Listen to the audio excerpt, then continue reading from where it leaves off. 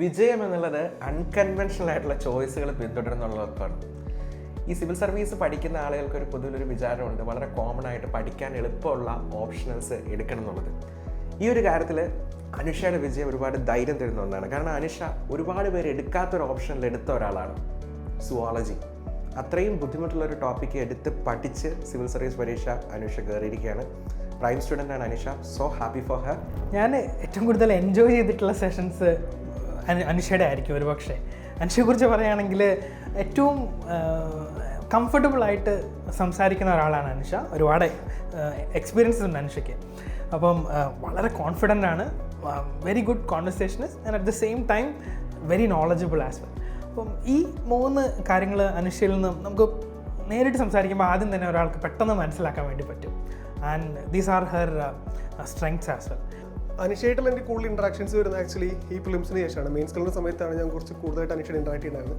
അനുഷ ഒരു online student ആയിരുന്നു. അപ്പോൾ അനുഷയായിട്ട് സ്റ്റാർട്ടിങ്ങിൽ അപ്പോൾ നമുക്ക് ആ ഒരു ഫെമിലാരിറ്റിയുടെ ഒരു കുറവുണ്ടായിരുന്നു ശരിക്കും ആദ്യ സമയങ്ങളിൽ.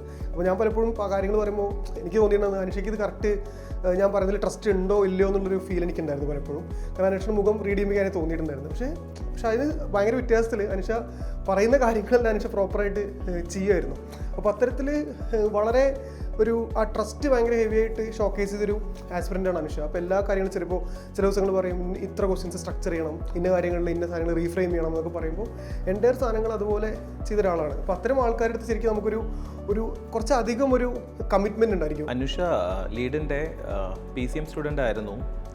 നമ്മുടെ അവസാനമായിട്ട് അനുഷയായിട്ട് ഇൻട്രാക്ട് ചെയ്യാൻ സാധിച്ചത് ഇൻ്റർവ്യൂവിൻ്റെ 1-on-1 സെഷൻസിലാണ്. ഇപ്പോൾ അനുഷയെ സംബന്ധിച്ച് പറയുകയാണെങ്കിൽ വളരെ പ്രോമിസിങ് ആയിട്ടുള്ളൊരു ഡഫായിരുന്നു അനുഷയുടേത്. ഡിബേറ്ററാണ്, അതുപോലെ തന്നെ പാർലമെൻറ്റിലൊക്കെ പോയിട്ട് പ്രസംഗിച്ചിട്ടുള്ള കുട്ടിയാണ് അനുഷ. സോ വളരെ പ്രോമിസിങ് ആയിട്ടുള്ളൊരു കാൻഡിഡേറ്റ് ആയിരുന്നു. അപ്പോൾ ഇപ്പോൾ എനിക്ക് വന്ന് റിസൾട്ട് വരുന്നതിനനുസരിച്ച് തലേദിവസം മുന്നേ വരെ അനുഷ പ്രിലിംസ് പഠിച്ചുകൊണ്ടിരിക്കുകയായിരിക്കും. ഓക്കെ, അപ്പോൾ അത്തരത്തിൽ വളരെ എഫേർട്ട് ഇട്ട് നമ്മുടെ സിസ്റ്റത്തെയും ഇതിനൊക്കെ അത്രയും ട്രസ്റ്റ് ചെയ്യുന്ന ആൾക്കാർ ക്ലിയർ ചെയ്യുന്ന കാണുമ്പോൾ നമുക്ക് ഭയങ്കര ഹാപ്പിനെസ് ഉണ്ടാക്കുന്ന ഒരു കാര്യമാണ്.